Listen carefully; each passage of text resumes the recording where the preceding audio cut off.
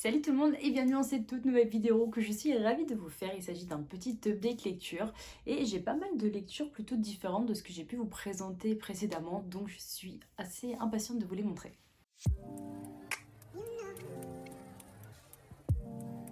Et je commence avec un roman que je n'avais pas du tout l'habitude de lire puisqu'il s'agit d'un essai et j'ai lu Précis de culture féministe pour briller en société patriarcale de Sabrina Eringin aux éditions du coup Le Duc Société et on est vraiment dans un essai où on parle un petit peu de ce qui se passait auparavant, donc ça peut être du Moyen-Âge voire avant jusqu'à maintenant sur des situations on va dire de certaines femmes, que ce soit au travail, dans la vie de tous les jours, au niveau des violences conjugales qui étaient auparavant autorisées, enfin ce genre de choses vous avez énormément d'informations dessus. Alors pour le coup, je ne suis pas féministe à 100%, je ne suis pas la personne que vous allez voir se battre pour avoir des droits ou ce genre de choses, ou alors démontrer dans mes vidéos que je lis énormément de livres de féminisme en fait.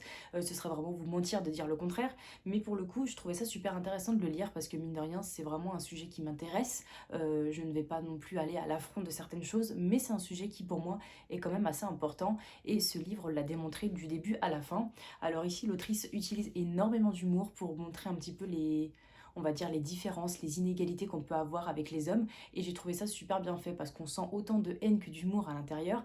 Et voilà, j'ai pas pris forcément les choses en mode la personne a besoin de vous agresser pour vous dire certaines choses. Et c'est ce que j'ai apprécié dans ce roman.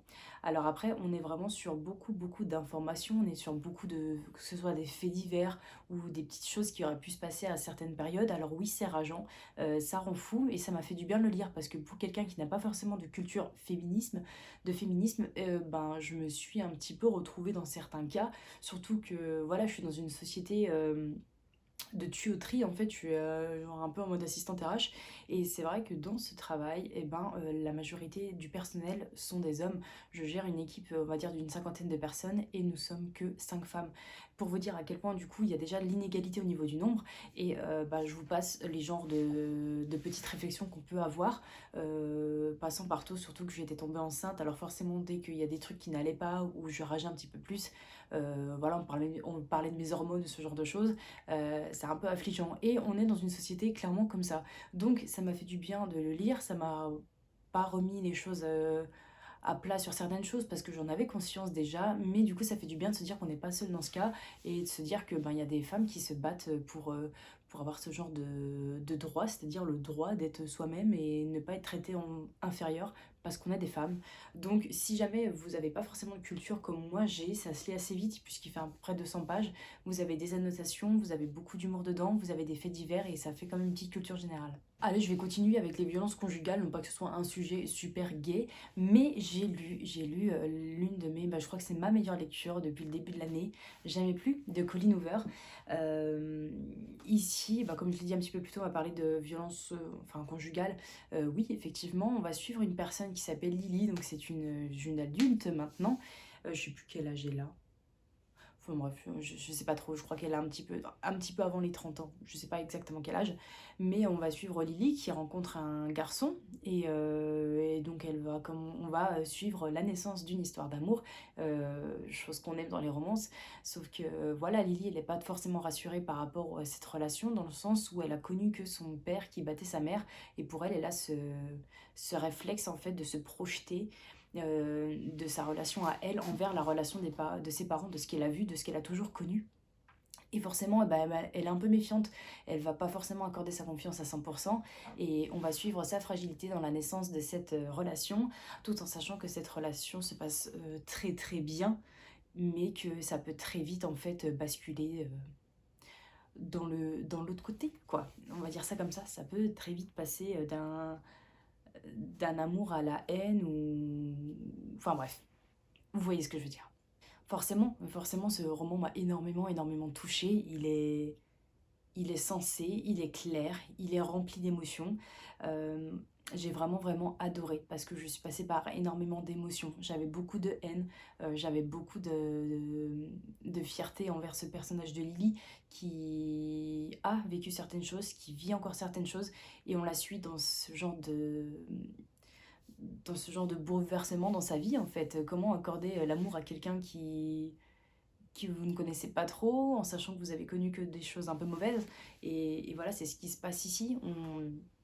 On est beaucoup affligé par ce qui va se passer parce qu'il y a beaucoup d'injustice à l'intérieur. Ça reste une belle romance. Je dis ça pas en mode je valide les violences conjugales, loin de là. Je pense que si vous avez lu le livre, vous allez comprendre pourquoi je dis que ça reste une belle romance. Mais voilà, lisez ce livre parce que ça met vraiment un trigger warning sur ce qu'il ne faut pas faire, sur ce qu'il ne faut pas accepter. On parle des personnes qui sont très fortes quand elles vivent des violences conjugales et non pas faibles parce qu'elles ne peuvent pas partir, parce qu'elles ne veulent pas partir. On n'est pas à la place de la personne forcément et ce livre le démontre de A à Z. Bref, j'ai tout adoré dedans, j'ai tout adoré, j'ai versé ma larme à la fin, j'étais émue, j'étais vraiment fâchée à certains passages, j'avais envie de bousculer le personnage principal, de lui dire mais réveille-toi, fais ci, fais ça, mais on n'est pas à sa place. Et chacun veut sa vision des choses sur ce qu'elle veut dans une relation. Donc voilà, j'ai beaucoup, beaucoup apprécié et je vous invite à le lire parce qu'il est génial.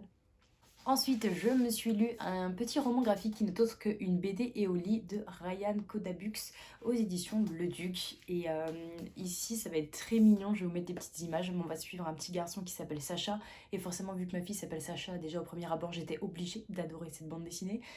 Donc, nous suivons ce petit Sacha qui va se faire raconter des histoires par son père chaque soir. Et en fait, chaque soir, on va suivre une histoire différente, que ce soit au pays, j'en sais rien, des pirates ou un truc western chaque soir. Et en plus de ça, on va dire que chaque petite histoire, donc une page, enfin une double page égale une histoire, à chaque fin en fait on a la finalité de ce que le gamin va nous faire subir, que ce soit en mode bah, je veux une autre histoire ou alors le gamin qui s'endort ou le gamin qui ne veut pas du tout s'endormir. Enfin bref, chaque histoire mène à une petite péripétie qu'on peut avoir avec nos enfants et j'ai trouvé ça assez cool et puis... ce que j'ai aimé aussi, c'est qu'on mette ici en avant le papa, parce que c'est vrai que dans certains romans avec les enfants, c'est toujours la mère qui prend la place principale. Et là, ben, j'ai trouvé que le papa était super et qu'il était vachement bien mis en avant. Et ça fait du bien des fois aussi de voir ben, des papas poules, parce que oui, il y en a énormément, et on n'en parle peut-être pas assez, à mon goût. On parle beaucoup des femmes qui galèrent quand elles sont seules, et je trouve ça normal aussi d'en parler.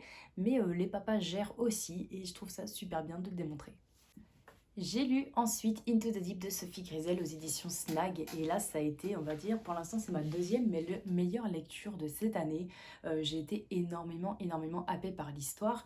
Ici en fait on va suivre un personnage qui s'appelle Sam, c'est un océanologue, je vais y arriver, et on va le suivre en fait dans ses recherches que ce soit de créatures, une recherche de vie au fond de l'océan, ce genre de choses.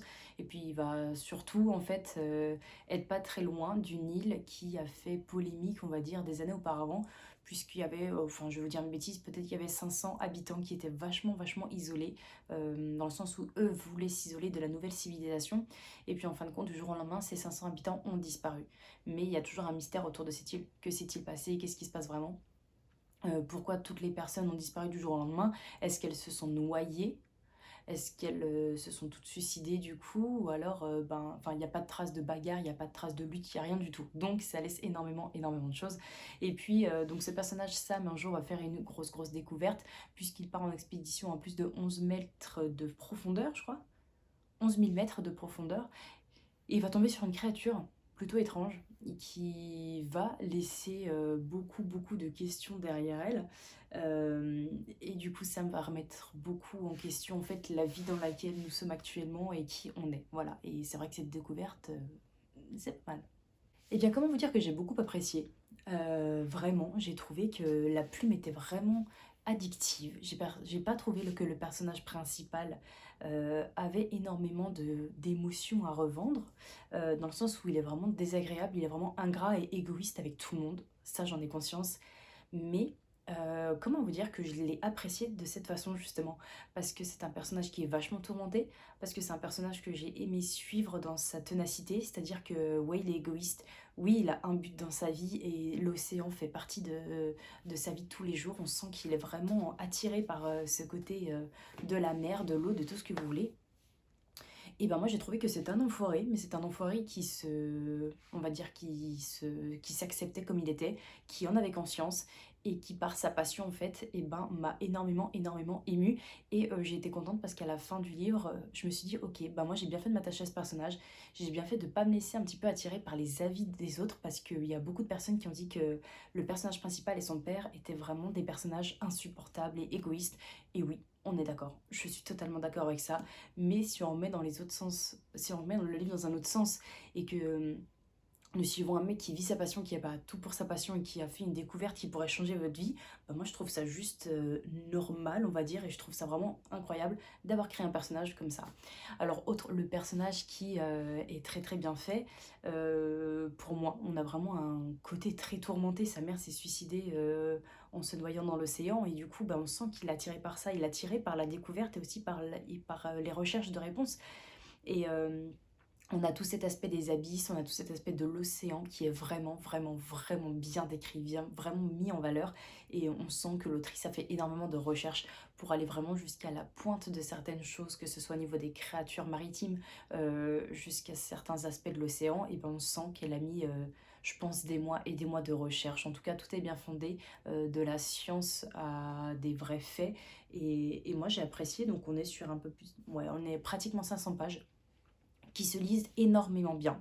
Au niveau des descriptions, franchement, ça va vous envoûter, ça va vous faire rentrer dans ces terres maritimes. Et moi, c'est exactement ce qui s'est passé.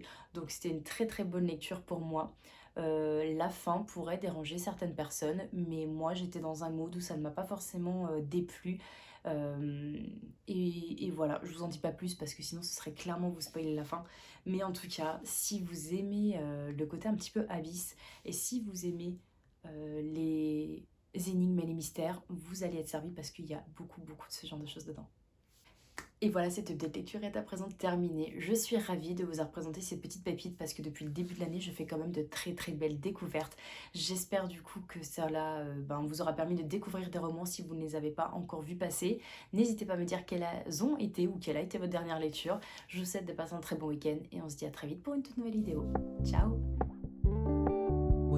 Keep it low key, keep it softly spoken.